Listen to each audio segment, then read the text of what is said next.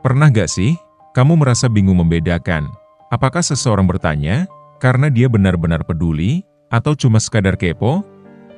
Kadang, niat baik seseorang bisa terasa ambigu, terutama jika cara bertanyanya cenderung terlalu menyelidik. Hal ini sering bikin kita jadi gak nyaman. Orang yang benar-benar peduli dan yang sekadar kepo sebenarnya punya perbedaan mendasar. Mereka mungkin sama-sama bertanya, tapi motif, sikap, dan dampaknya pada dirimu sangat berbeda. Yuk, kita bahas lebih dalam, supaya kamu bisa lebih peka membedakan keduanya.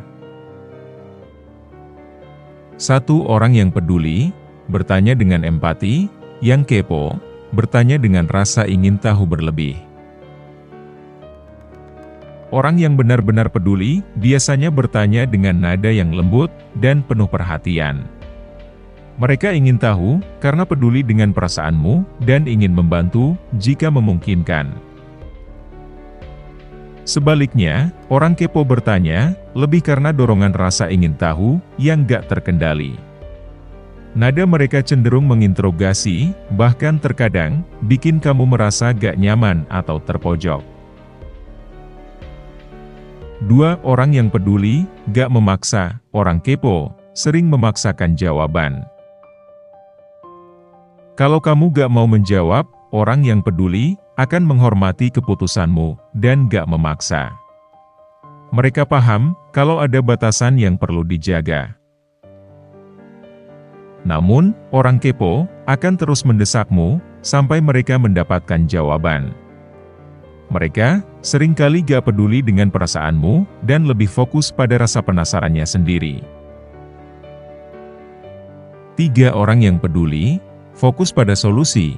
Orang kepo, fokus pada detail pribadi. Saat seseorang peduli, mereka gak hanya bertanya, tapi juga menawarkan bantuan atau solusi. Mereka ingin memastikan kamu merasa lebih baik setelah berbicara dengan mereka. Sementara itu, orang kepo hanya ingin tahu detail dari masalahmu, tanpa menawarkan solusi apapun. Biasanya, mereka lebih tertarik pada gosip, atau drama di balik cerita tersebut. 4. Orang yang peduli, menjaga privasi. Orang kepo sering membocorkan rahasia. Orang yang benar-benar peduli, akan menjaga cerita yang kamu bagi, sebagai bentuk kepercayaan. Mereka paham bahwa privasi adalah hal yang penting. Sebaliknya, orang kepo cenderung membagikan cerita yang mereka dapat kepada orang lain. Bahkan, tanpa seizinmu, cerita tersebut bisa jadi bahan obrolan di lingkungannya.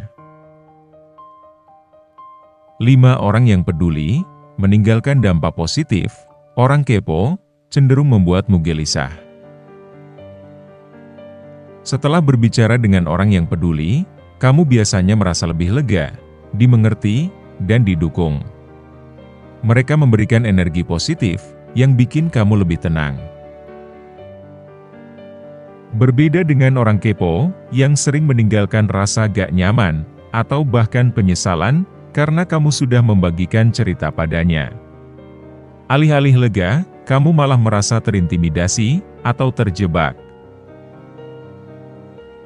6. Orang yang peduli, bertanya di waktu yang tepat.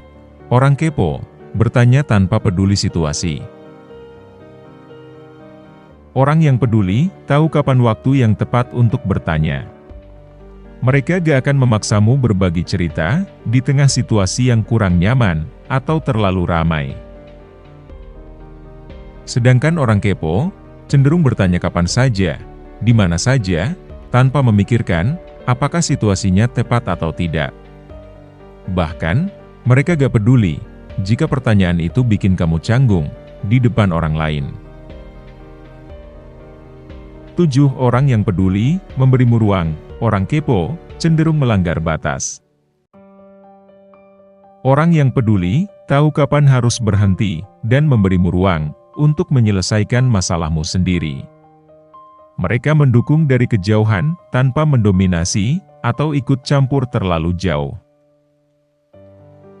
Sebaliknya, orang kepo seringkali melanggar batas dengan terus menggali atau mencampuri urusan yang sebenarnya bukan hak mereka. Akhirnya, kamu malah merasa terganggu dan ingin menjauh. Membedakan antara orang yang benar-benar peduli dan yang hanya sekadar kepo memang gak selalu mudah. Tapi, dengan memahami tanda-tandanya, maka kamu bisa lebih bijak dalam menyikapi pertanyaan-pertanyaan yang mereka ajukan. Jangan ragu untuk menjaga privasi dan membatasi diri jika merasa gak nyaman. Yang terpenting, tetap selektif dalam berbagi cerita, agar hubungan tetap sehat dan positif.